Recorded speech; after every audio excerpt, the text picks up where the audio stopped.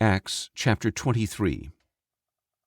Paul looked directly at the Sanhedrin and said, "Brothers, I have conducted myself before God in all good conscience to this day." At this, the high priest Ananias ordered those standing near Paul to strike him on the mouth. Then Paul said to him, "God will strike you, you whitewashed wall. You sit here to judge me according to the law, yet you yourself violate the law by commanding that I be struck." But those standing nearby said, "How dare you insult the high priest of God?" "Brothers," Paul replied, "I was not aware that he was the high priest, for it is written, 'Do not speak evil about the ruler of your people.'" Then Paul, knowing that some of them were Sadducees and others Pharisees, called out in the Sanhedrin, "Brothers, I am a Pharisee, the son of a Pharisee. It is because of my hope in the resurrection of the dead that I am on trial."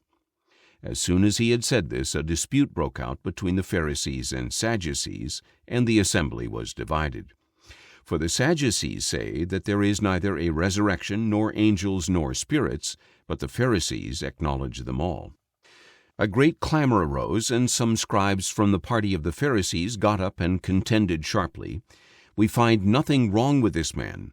What if a spirit or an angel has spoken to him?" The dispute grew so violent that the commander was afraid they would tear Paul to pieces. He ordered the soldiers to go down and remove him by force and bring him into the barracks. The following night the Lord stood near Paul and said, "Take courage. As you have testified about me in Jerusalem, so also you must testify in Rome." When daylight came, the Jews formed a conspiracy and bound themselves with an oath not to eat or drink until they had killed Paul. More than 40 of them were involved in this plot. They went to the chief priests and elders and said, "We have bound ourselves with a solemn oath not to eat anything until we have killed Paul. Now then, you and the Sanhedrin petition the commander to bring him down to you on the pretext of examining his case more carefully. We are ready to kill him on the way." But when the son of Paul's sister heard about the plot, he went into the barracks and told Paul. Then Paul called one of the centurions and said, "Take this young man to the commander. He has something to tell him." So the centurion took him to the commander and said, "Paul the prisoner sent and asked me to bring this young man to you. He has something to tell you." The commander took the young man by the hand, drew him aside, and asked, "What do you need to tell me?" He answered, "The Jews have agreed to ask you to bring Paul to the Sanhedrin tomorrow on the pretext of acquiring more information about him. Do not let them persuade you, because more than 40 men are waiting to ambush him. They have bound themselves with an oath not to eat or drink until they have killed him. They are ready now, awaiting your consent." So the commander dismissed the young man and instructed him, "Do not tell anyone that you have reported this to me."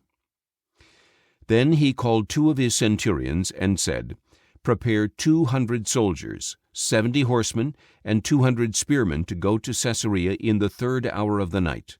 Provide mounts for Paul to take him safely to Governor Felix." And he wrote the following letter: "Claudius Lysias, to His Excellency Governor Felix, greetings. This man was seized by the Jews, and they were about to kill him when I came with my troops to rescue him. For I had learned that he is a Roman citizen, and since I wanted to understand their charges against him, I brought him down to their Sanhedrin. I found that the accusation involved questions about their own law, but there was no charge worthy of death or imprisonment. When I was informed that there was a plot against the man, I sent him to you at once.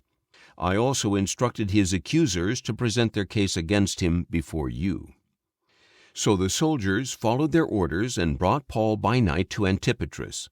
The next day they returned to the barracks and let the horsemen go on with him.